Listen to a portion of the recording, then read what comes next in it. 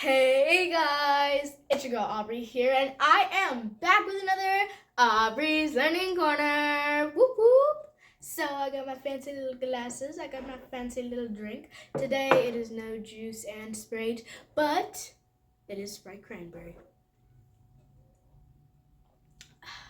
Beautiful. But today we have a new and interesting topic to talk about inside of the biology. Now, let's talk about how animals interact. Social behavior.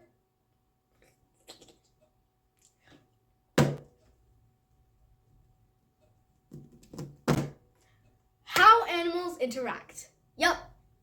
So let's start reading about how animals interact. Social behavior. Animal lifestyles range from that of a lone hunter, such as the leopard, to that of group hunters, such as wolves or hyenas. Ooh, I like wolves. If they're not trying to chase you down, then they're actually pretty cute. From solitaries like crickets to the elaborate societies of ants, bees, and termites.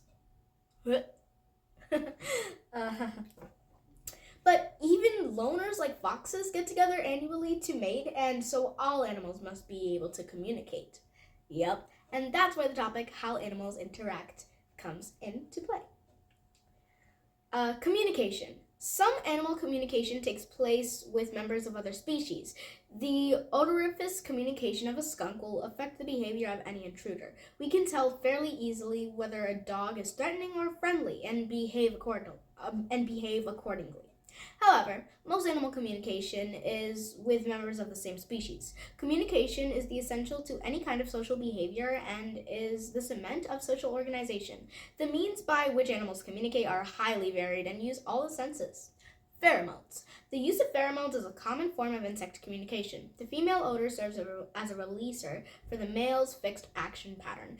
The reason that insects cannot avoid traps with stimulated pheromone attractants is that their directional movement is a positive chemotaxis, as automatic as a reflex. But pheromones can send all sorts of signals marking territory, for instance. A tiger urinates along its path to let other tigers know a trail is taken.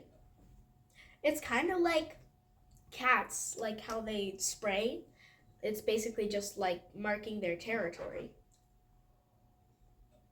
And it's so interesting to learn about the way of animals as well. A pheromone secreted by the queen bee of a hive prevents all the other females in the group from becoming sexually mature. The queen then becomes the only bee in the hive that can mate and lay eggs.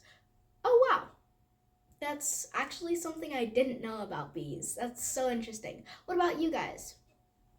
Have you seen that thing about like how bees communicate within dancing? I don't know if it's real or not, but let's hope we find it somewhere in this book. Tactile signaling is particularly important among creatures with poor eyesight or no vision. Many deep-sea animals living in perpetual darkness have elaborate feelers to detect prey and sexual partners. Physical contact is especially important along primates and some other mammals in cementing social relationships. Wolves conduct a greeting ceremony of mutual licking, sniffing, and gentle nipping around the mouth. Monkeys, deprived of the cuddling contact of their mothers, grow up to be neurotic. Visual signals can only be sent to animals with good vision. The receiver, of course, must be within line of sight, not a requirement for chemical or auditory communication. Visual signals have the advantage of being instantaneous, with the capacity of sending varied information. Gradations of intensity can be conveyed. A wolf changes its appearance and shows increasing aggression by gradually lowering its head, ruffling the fur on its neck, and along its back, staring directly at its adversary, and finally baring its fangs. Disadvantages to visual communication are that it can only take place within a relatively short distance, has the danger of exposing the signaler to a predator, and usually cannot take place in the dark. That's not good. And as we just talked about, wolf behavior involves tactile, visual. Oh wow. Wolf behavior involves tactile, visual, and auditory signals. So we talked about tactile signaling and visual signals. So now let's talk about auditory signals or sound signals. Sound is virtually instantaneous and can be projected over much greater distances than any other form of communication. Sound can also be sent through darkness and water. The howls of wolves can be heard for miles, and it is believed the low signal of a humpback whale can be detected by other whales hundreds of miles away. Sound production is limited to certain insects such as crickets and locusts, to frogs, such as crickets and locusts, to frogs, some reptiles, birds, and mammals. Signals can be so varied by changes in amplitude, frequency, rate, and sequencing that the amount of information can be conveyed is almost infinite. Why did my voice just stop on me? It said, no, I don't want to be a voice anymore. Is almost infinite. Western and eastern meadowlarks, for instance, look alike, but their distinctive songs prevent interbreeding where their ranges overlap in the American Southwest. Oh wow, that's so interesting. Alrighty, now that's all I've got today, but it was so cool learning about bees and wolves and many different things. So, I didn't even know this, but here's a picture of a humpback whale.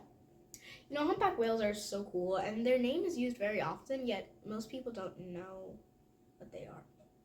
I know, it's so interesting, right? It's probably just the name that sounds kind of silly. Alright, well, that's all I've got for today, but don't worry, don't cry, don't be sad. I'll be back tomorrow with a new topic in biology to talk about. Alright, and hold on. One last thing. Remember, nerds are cool. They're smart, and they learn so many different things, just like how you and I are learning in this book. So, don't worry. I'll be back tomorrow with something cool to talk about. See you tomorrow. Bye!